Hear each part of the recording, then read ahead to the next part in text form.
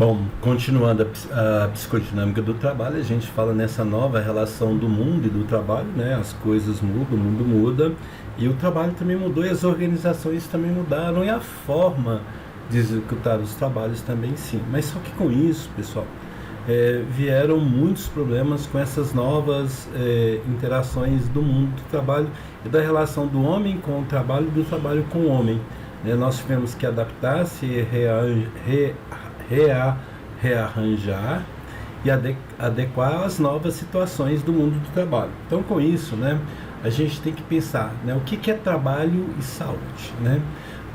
Hoje, né, a centralidade desse impacto na saúde do trabalhador, né, que tem afetado muito os comportamentos, né, eles já aconteciam desde os tempos mais outroras, só que então até agora a gente tem essas síndromes, esses desprazer do trabalho. Por quê, gente? Talvez na chefia, talvez na muita centralidade do impacto de ter que trabalhar muito, ter que produzir muito rápido, ter que saber muito ao mesmo tempo. Então esse trabalho hoje ele muda muito essa fonte de comportamento. O trabalho nunca é neutro em relação à saúde, né? Não adianta assim, olha, falando de tal adoeceu, não é por causa do trabalho. O trabalho não é neutro, né? Digamos que o Nilson, eu faço trabalhos extremamente cansativos ao longo da semana, trabalhos que me causam muito sofrimento, né? Digamos aí, vamos lá, digamos que eu seja um perito de ML, né? Que é do Instituto Médico Legal. Pegar uma criancinha, certo, para fazer autópsia. Isso deve ser muito desgastante. Por mais que você acostume a relação de aplicar a sua função ali dentro, isso toca em você. O médico que perde o paciente na mesa de cirurgia, né? Então ele não está preparado para isso, ele está preparado para salvar aquele doente, não para matá-lo. Então ele faz todos os exames para que isso aconteça. Mas o trabalho, né, de repente ele falha e o trabalho nunca é neutro com relação à saúde. E o trabalho pode ser uma fonte de doença. Vamos lá. Principalmente se ele não for adaptado ao trabalho, se tudo não estiver adaptado ao trabalho. Pensa agora, eu não teria um recurso para gravar essa aula, eu teria que dispor de uma videochamada, eu não sei, ele ia me causar sofrimento e ia me adoecer. Porque, olha, eu tenho que entregar a produção, né? Eu confirmei que tem que ser assim, está lá no contrato, eu tenho que entregar. Então ele pode me causar uma certa doença, né? E também, se eu não conseguir fazer isso dentro do prazo, é uma fonte de infelicidade. Então nós temos que pensar nessas relações, quando estabelecidas entre a centralidade, o impacto da saúde no trabalho. Temos que lembrar que o trabalho não é neutro em relação à saúde, que o trabalho pode ser uma fonte de doença, sim, e que pode ser também uma fonte de desprazer, né? Por longo tempo a gente vai prestando trabalho em algumas empresas que com o tempo a gente não percebe, que está tendo uma série de transtornos que estão criando dentro de você, que você quase fica louco, né? Então ele é um operador de saúde de prazer e não uma fonte de felicidade e doença. O trabalho teria que ser um operador de saúde e prazer. Então eu trabalho para atender as minhas necessidades básicas, né, as teorias de Maslow, fiz a teoria das relações humanas, os fatores higiênicos, teria que ser isso, só porque o trabalho nem sempre é assim. Aí quando eu falo de trabalho e essa fonte de infelicidade, fonte de doença, eu tenho a saúde mental. Ora, pois, o homem nunca teve tão doente até agora. Isso é um atributo correto? Não, vamos pensar só. O homem sempre foi doente com relação ao trabalho. Só porque o homem não tinha o respaldo da lei para que ele pudesse se manter economicamente, né, o básico. Então, assim, olha, hoje o sofrimento psíquico é atribuído, né, o choque entre o sujeito com os seus desejos. Vamos lá. Eu, Nilson, né, estudei, fiz 1 ou 2, 3 cursos, não é o que é que nem agora, só que depois eu não consigo arrumar emprego na minha área. Então isso me choca, isso me frustra. Então eu não consigo atingir o meu desejo e eu venho a desenvolver algumas síndromes, por exemplo, depressão, tristeza, angústia, esses sofrimentos que vêm da alma, né, que vêm de dentro. E não é fácil de tratar esses adoecimentos. Então nós temos que ter muito cuidado com a forma que nós operamos o trabalho nessa organização, da forma com que eu falo com o indivíduo, para que ele, né, para que esse sujeito alcance os seus desejos. Isso é uma função nossa do administrador. Fazer com que o colaborador tenha prazer com o trabalho e que ele atinja os objetivos dele. Mas como que eu vou fazer isso? Com projetos individuais, com conversas com ele, descobrindo o que ele é, tenta descobrir o máximo de quais são os sonhos dele. Você não pode deixar as coisas passar inerte. Você é um administrador. Se as pessoas adoecerem, é culpa sua. Porque você tem os projetos organizacionais, mas ignora isso. Então você tem que fazer o processo por aprendizagem, o quadro do trabalho, distribuir as funções, falar sobre a psicodinâmica, falar sobre essa mudança, mas inserir esse indivíduo nesse contexto de maneira que ele não adoeça mentalmente. Só porque eu vejo na contramão sendo feito errado, né? Os administradores focam no econômico e esquece das pessoas. E as pessoas que trazem resultados econômicos. Se eu adoeço as pessoas, logo em seguida eu vou adoecer a empresa. Então nós temos que parar para pensar isso, porque a cabeça do ser humano ela é complexa, ela é cheia de emaranhados que só Deus sabe como eu posso, se eu cortar uma linha ou puxar um desses fios, eu posso desencadear uma série de problemas nesse ser humano. Então, trabalho em saúde, e aí foco na saúde mental. Mas nós temos alguns tipos de sofrimento, né? Que é aquele sofrimento criativo, né? Qual que é a característica? É quando o sujeito elabora soluções originais favoráveis simultaneamente à produção e à saúde. Acontece quando o sofrimento adquire um sentido positivo para o sujeito, pela expressão de sua criatividade. Esse sofrimento se transforma. Estranho isso, né? Sofrimento criativo, né? Vamos lá. O meu trabalho está me cansando muito. Ora pois, mas eu vou conseguir comprar a minha casa. Então eu transformo esse sofrimento em algo bom, em algo legal. Mas a hora que eu conseguir comprar a minha casa, a doença vai chegar, né? Essa expressão, essa criatividade que se transforma dentro de mim. Então tem esse sofrimento criativo.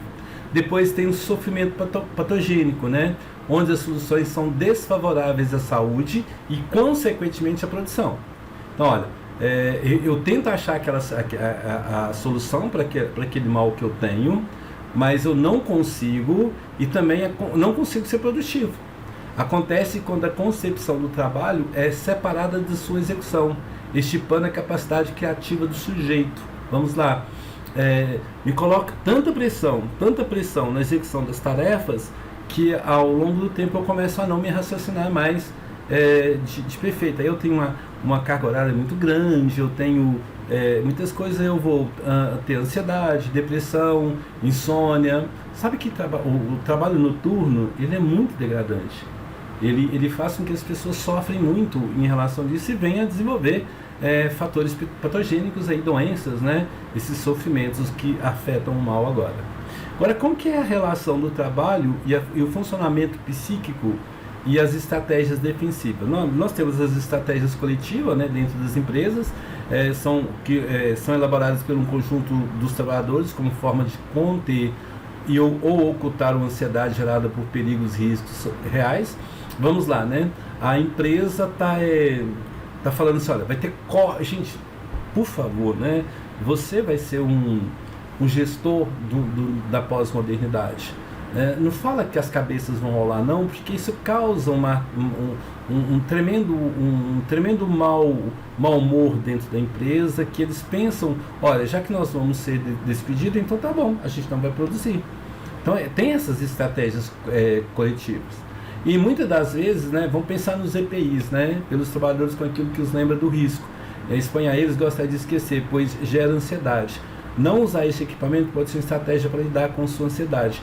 Eu gosto muito de falar sobre sabe as pessoas que trabalham na área da limpeza e por obrigatoriedade tem que usar luvas. E quando você está de luva, é muito difícil você secar o pano, você limpar o chão, mas é obrigatório.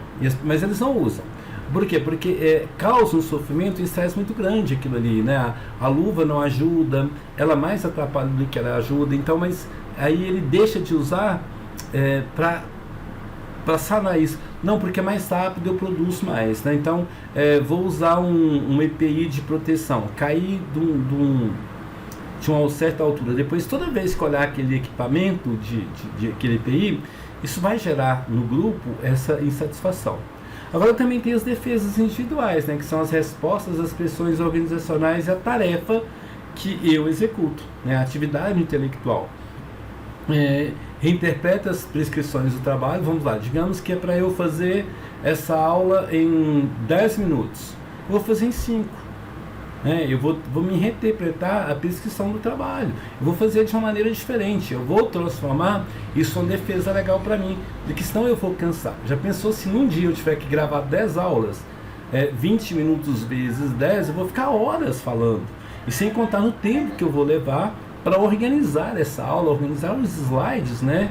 Esse movimento é chamado dessa atividade intelectual, ela é cansativa, então você leva horas. Pessoal, elaborar uma prova, né? Ela causa um sofrimento, né? Eu digo que é um sofrimento patogênico, que você elaborar 10 questões de múltipla escolha, são mais ou menos 10 vezes 5, 50 alternativas diferentes para que você possa pensar. Você viu, esse trabalho intelectual, ele cansa, e na falta dessa saída, o corpo é que marcará seu limite produzindo a doença. Não consigo fazer, aí eu vou ter insônia, porque eu não consegui entregar a atividade no dia, não consegui mandar a prova naquela data certa, aí vai causar esse sofrimento em mim, né? E depois, logo em seguida, eu vou entrar em depressão, ansiedade, um montão de coisas. Então nós temos que parar para pensar até que ponto o trabalho não está sendo um sofrimento. Olhar essas características e tirar essas características e melhorar conforme que nós precisamos. O trabalho não é uma fonte de sofrimento, ele tem que ser uma fonte de prazer. O trabalho é para você a ascensão, lá na teoria de Maslow, você chegar onde você quer chegar, mas isso depende do chefe, do líder e você que está estudando administração, que provavelmente ou é um administrador ou será um administrador no futuro. Então você vai ter que pensar dessa forma aí, nessas estratégias. E que defesas eu tenho, né, quando acontece esses problemas, essa defesa que eu tenho? Eu não consegui entregar a prova no dia, né? Eu vou falar com cinismo com o meu coordenador.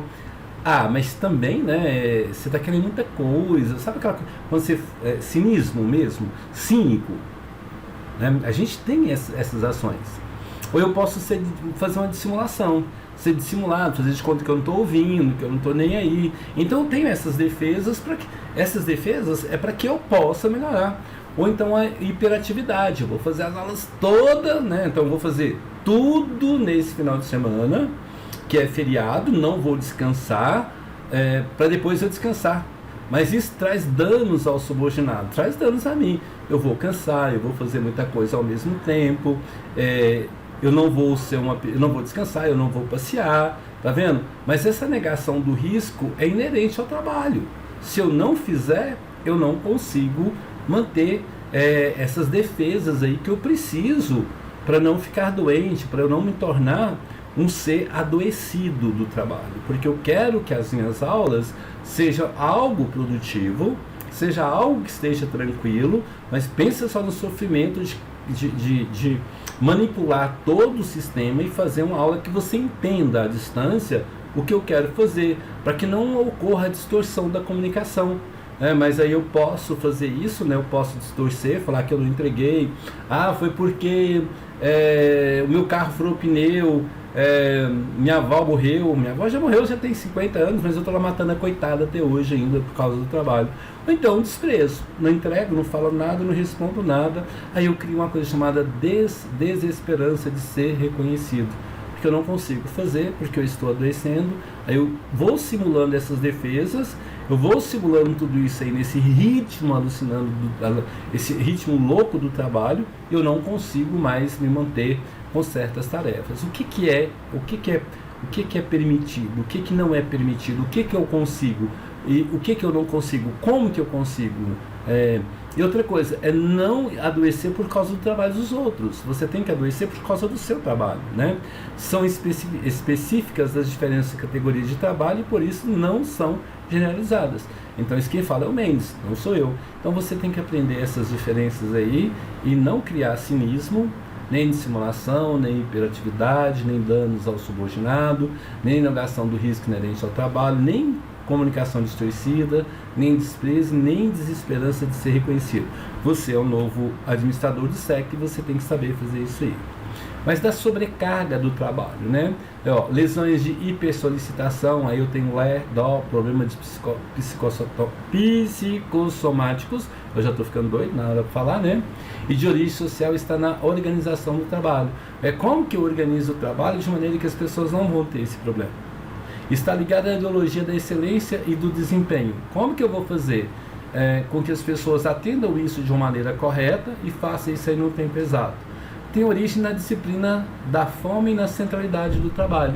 Então, assim, olha, essa disciplina do que eu quero fazer bem feito e organizar e centralizar o trabalho para mim só. Não. Distribua as tarefas, faz tudo de uma maneira tranquila, porque essas defesas são patologias sociais, elas são criadas com o grupo, com os membros, né? E quando é da servidão voluntária, né? Relaciona-se à pós-modernidade ao projeto neoliberal.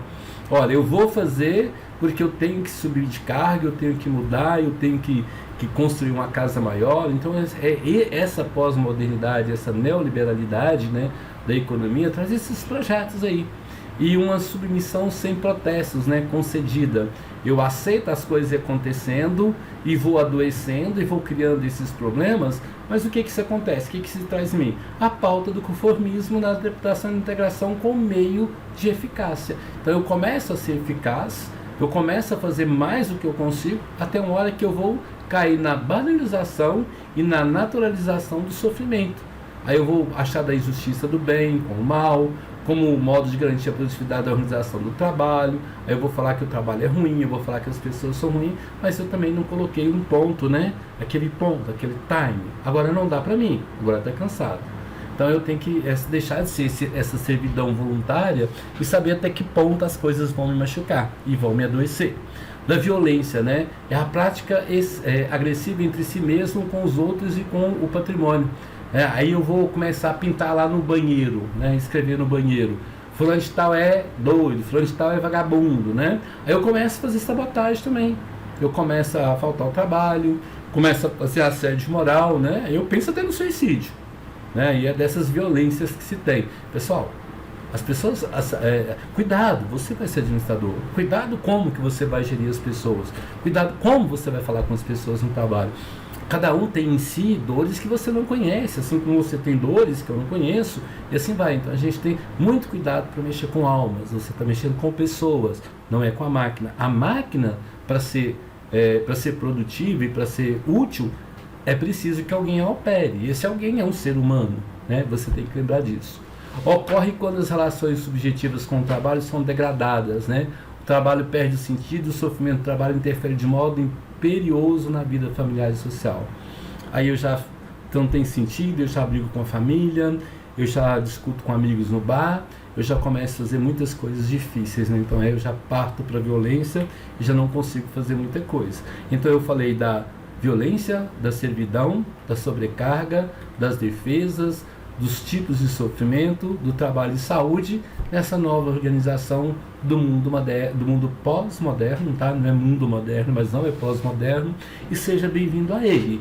E cuide-se de você e de quem você vai estar no topo da pirâmide, quem que você vai delegar alguma tarefa ou alguma atividade. Você é responsável pela vida das pessoas, eu quero que você pense nisso. Você é um administrador. Administrador lida com pessoas bem tratadas, pessoas bem dirigidas trazem resultados grandiosos. Boa noite.